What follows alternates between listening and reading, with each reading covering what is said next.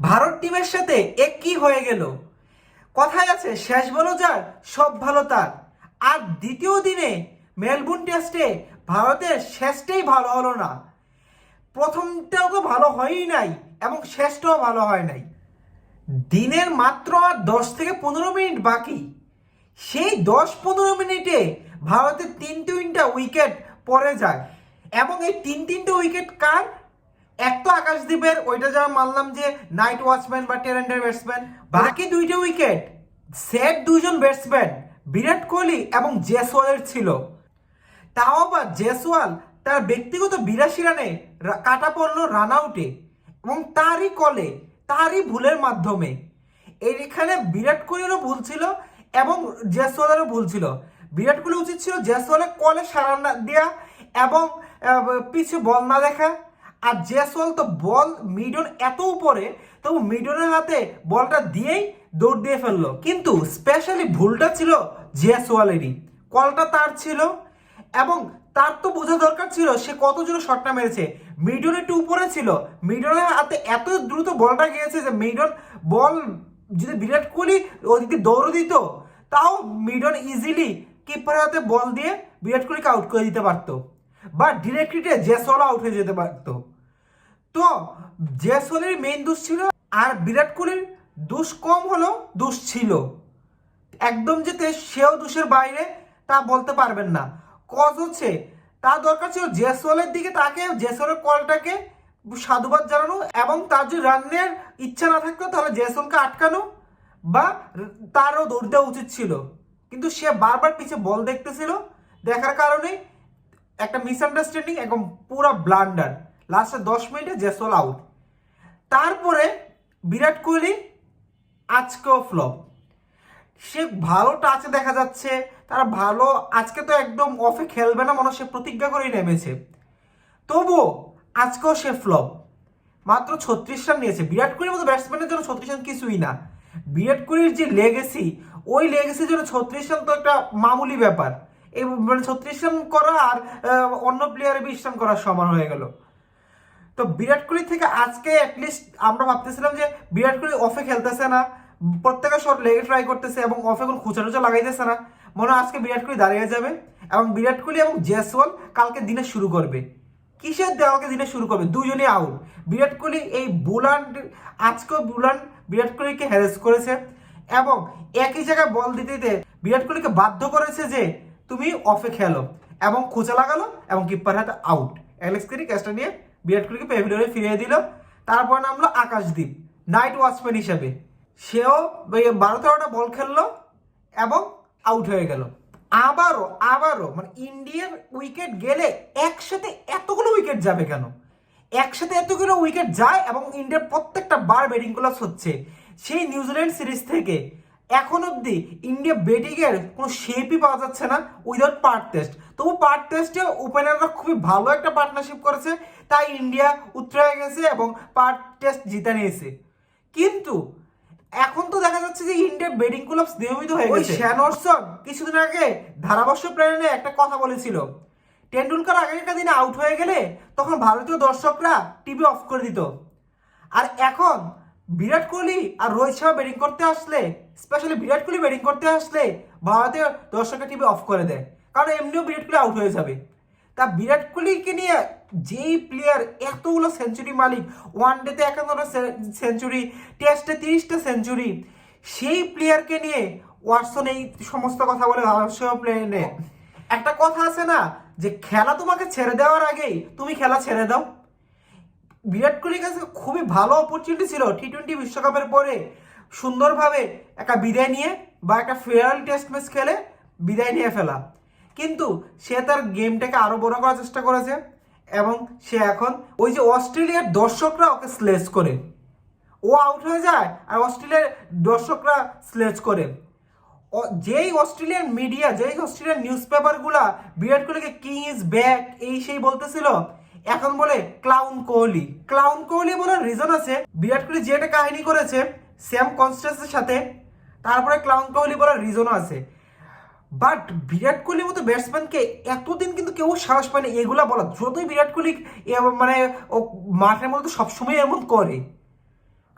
সে এবং ব্যাটিং তো তার জবাব দিয়ে দেয় যে আমি এরকম করি এবং ব্যাটিংও আমি পারফেক্টলি ব্যাটিং করি, যে আমার ব্যাটিং দিয়ে আমার যত হারকাত আছে বা আমার যত খারাপ জিনিস আছে ওগুলো ঢাকা পড়ে যায়। কিন্তু যখন তুমি ব্যাটিংও ভালো করবে না, তখন তোমার এই সব খারাপ দিক একদম মানুষকে করে পয়েন্ট আউট করে দেখাবে, এবং বিরাট কোহলির সাথে তাই হচ্ছে। বিরাট কোহলি উচিত ছিল ক্রিকেট তাকে ছেড়ে দেওয়ার আগেই ক্রিকেট তার ছেড়ে দেওয়া, মানে বিরাট কোহলি এই অবস্থা কখনই হতো না সে যদি ঠিক টাইমে অপশন নিয়ে ফেলতো। হতে পারে বিরাট কোহলি নেক্সট ইনিংসে একটা সেঞ্চুরি পেয়ে ফেলতে পারে, পার্ক টেস্টে যেমন পেয়েছিল, কিন্তু পার্ক টেস্টে সেঞ্চুরিটা সত্যি কোনো মায়নে রাখে নাই এই টিম ইন্ডিয়া জিতার পিছনে, জাস্ট নিজের ইন্ডিভিজুয়াল পারফরমেন্স। হ্যাঁ, আমি দলের জন্য বিরাট কোহলি সবসময় খেলে, বিরাট কোহলি সবসময় দলের জন্য খেলে, আমি মানি, কিন্তু হয় না যে কার ব্যাটিংটা দলের জন্য গুরুত্বপূর্ণ ছিল, মানে ওইভাবে আমি বলতেছিলাম যে বিরাট কোহলি ওই ইনিংসটা তেমন একটা গুরুত্বপূর্ণ ছিল না। আজকে বিরাট কোহলি টিকে থাকা ছিল গুরুত্বপূর্ণ, কারণ এখনো 310 রানে পিছিয়ে, যদি 2 বা 3 উইকেট পরে 310 রানে পিছিয়ে থাকতো তাহলে বলতে পারতাম যে এটা বিরাট আর 7 উইকেট মিলে ইন্ডিয়া নিয়ে দিবে, কিন্তু ইন্ডিয়া এখন 5 উইকেট নাই। তাও আবার ওই পান্ত, জাদেজা, ওয়াশিংটন সুন্দর এবং নীতিশ কুমার রেড্ডি কতটুকু 310 রান পর্যন্ত নিতে পারবে কিনা তা তো কোনো গ্যারান্টি নেই। পান্ত মানলাম যে অনেক ভালো ব্যাটিং করে, একটা 80-90-100 রানের ইনিংস খেলে ফেললো, কিন্তু আমার মনে হয় না জাদেজা, সুন্দর বা নীতিশ কুমার রেড্ডি এরকম বড় কোনো ইনিংস খেলে 310 রান ওভারকাম করতে পারবে। আবার 310 রান দিলেই তো হবে না, তার উপর অস্ট্রেলিয়াকে লিড দিতে হবে মেলবোর্ন টেস্ট জেতার জন্য, সেটা কোথা থেকে দিবে টিম ইন্ডিয়া? আমি ভারত টিমের ফ্যান না, কিন্তু আমি বিরাট কোহলিকে স্পেশালি পার্সোনালি পছন্দ করি, তার ক্রিকেট এবং তার গেমে অ্যাগ্রেশন। কিন্তু অ্যাগ্রেশন আর ইউজলেস অ্যাগ্রেশনের মধ্যে পার্থক্য আছে। বিরাট কোহলি গতদিনের আগে যে অ্যাগ্রেশনগুলো দেখিয়েছিল এই অস্ট্রেলিয়াতে, সেগুলো ছিল অ্যাগ্রেশন, আর গতদিন যে অ্যাগ্রেশনগুলো দেখিয়েছিল সেগুলো ছিল ইউজলেস অ্যাগ্রেশন।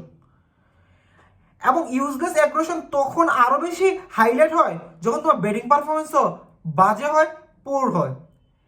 বিরাট কোহলিকে নিয়ে আজকে আমি বেশি কথা বলতেছি, কারণ বিরাট কোহলি নিজের লেগেছে নিজে কিভাবে নষ্ট করতেছে তা আসলে সবাই দেখতেছে। এখন এখন অনেকে বলবে যে বিরাট কোহলিকে নিয়ে কথা বলার আমি কে, তার মতো প্লেয়ার কি আর একটা আছে কিনা? ভাই, তার মতো প্লেয়ার আরো ছিল, টেন্ডুলকার ছিল, তারপরে আরো অনেক প্লেয়ার আসবে, তার মতো না আসুক কিন্তু আসবে তো আরো অনেক প্লেয়ার। সবার উপরে নিজের ব্যক্তির থেকেও ইম্পর্টেন্ট নিজের দল। ভারতের 140 কোটি জনগণ, 140 কোটি জনগণের হওয়া উচিত যে বিরাট কোহলি বা রোহিত শর্মার থেকেও ইম্পর্টেন্সি দেওয়ার একটা নিজের টিমকে। কোনো একজন ইন্ডিভিজুয়াল থেকেও সবার উপরে টিম বড়, এইটাই প্রত্যেকটা মানুষের মোটো হওয়া দরকার। যত ইন্ডিভিজুয়াল ভালো খেলুক, যেদিন খারাপ খেলবে সেদিন তাকে নিয়ে বলতেই হবে, এবং সে যত ধরেন 30টা কেন 50টা সেঞ্চুরি করে ফেলো টেস্টে, বলতে হবে কজ টিম আমার সাফার করবে। তো আমার ইচ্ছেই রাখছে বিরাট কোহলি নাকি সে রোহিত শর্মা নাকি অন্য কেউ, এইটা ভারতীয় 140 কোটি জনগণের মোটো হওয়া দরকার, তাহলেই এই প্লেয়ারগুলোর মানে শিক্ষা হবে। যেহেতু লেগেসির কথা বললামই, আরেকজন প্লেয়ার যে কিনা নিজের লেগেসিকে একদম নষ্ট করে ফেলতেছে সে হচ্ছে রোহিত শর্মা। রোহিত শর্মা যখন সেকেন্ড টেস্টে ব্যাক করে 6 নম্বরে ব্যাটিং করা শুরু করলো, রাহুলকে ওপেনিং এ জায়গা দিয়ে সবাই তাকে অনেক অ্যাপ্রিসিয়েট করতেছিল যে রোহিত শর্মা একদম সেলফলেস একজন প্লেয়ার, যে কিনা নিজের ব্যাটিং অর্ডার চেঞ্জ করে রাহুলকে জায়গা করে দিয়েছে। তো মানুষ অনেক অ্যাপ্রিসিয়েট করতেছিল, তার অ্যাপ্রিসিয়েশনে এই দাম দিল রোহিত শর্মা আজকের ম্যাচে। রোহিত শর্মা যে ওপেনিং নেমে, অস্ট্রেলিয়াতে কিন্তু ওপেনিং করা এত ইজি না, কারণ অস্ট্রেলিয়ার পিচ আমরা সকলেই জানি যে একটু পেস ফ্রেন্ডলি পিচ হবে, বল মুভমেন্ট করবে দুই দিকে। তো রোহিত শর্মা আজকে যেভাবে ক্যাচ আউট হলো, ভাই মানলাম যে প্রথম বলে তুমি আউট হয়ে গেল, ওইটা মাঝে মধ্যে কোনো ব্যাপারই হয় না, কারণ একটা ব্যাটসম্যান আউট হবে, রান করবে, ঠিক আছে, কিন্তু রোহিত শর্মা আজকে যেভাবে আউট হলো মনে হচ্ছে যে সেই গলি ক্রিকেট খেলতেছিল। ওই যে স্টাম্প মাইকে শোনা গেছিল না যে জেসলকে বলতেছিল এখানে কি গলি ক্রিকেট খেলতেছে কি না, ঠিক মনে হচ্ছিল যে সেই গলি ক্রিকেট খেলতেছে, যে যেভাবে সে আছে ক্যাচ উঠে আউট হয়ে গেল। মানে অ্যাগ্রেসিভনেস কি দেখার প্রত্যেক দিন তোমার দেখাই দিয়ে হবে, একটু দেখো বলটাকে বুঝো, খেলো আস্তে ধীরে, তো টাইম আছে, এটা তো ওয়ান ডে টি20 না যেহেতু প্রথম বলে উড়াতে হবে। সে আজকেও এভাবে আউট হয়ে গেল উড়ে। ভারতীয় মিডিয়া বলে রোকো, মানে রোহিত শর্মা এবং কোহলি, ভাই রোকো বাদ দাও এবং ওদেরকে আসলে থামানো উচিত, অনেক হয়ে গেছে। তোমাদের কোনো ইন্ডিভিজুয়াল প্লেয়ার থেকে টিম ছোট না, টিম অনেক বড়। ভারত যেই লেভেলে ক্রিকেট খেলে ইদানিং রিসেন্ট পাস্টে, ওই লেভেলের টিম এখন কিছুই দেখা যাচ্ছে না, বিকজ অফ তোমরা দুইজন অফ ফর্ম প্লেয়ার যারা 3-4 বছর ধরে অফ ফর্ম, ওদেরকে বহন করতেছো। সো সবার আগে নিজের টিমকে প্রায়োরিটি দাও, কোনো ইন্ডিভিজুয়াল প্লেয়ারকে প্রায়োরিটি দেওয়া দরকার নাই। যে কিনা আমার টিমের জন্য রান করবে সেই আমার ফেভারিট প্লেয়ার, সেই আমার সেটা বাংলাদেশের সমর্থকরা হোক বা ভারতের সমর্থকরা হোক বা পাকিস্তানের সমর্থকরা হোক। ওই যে সবসময় তো ইন্ডিয়ানরা বলে অস্ট্রেলিয়ান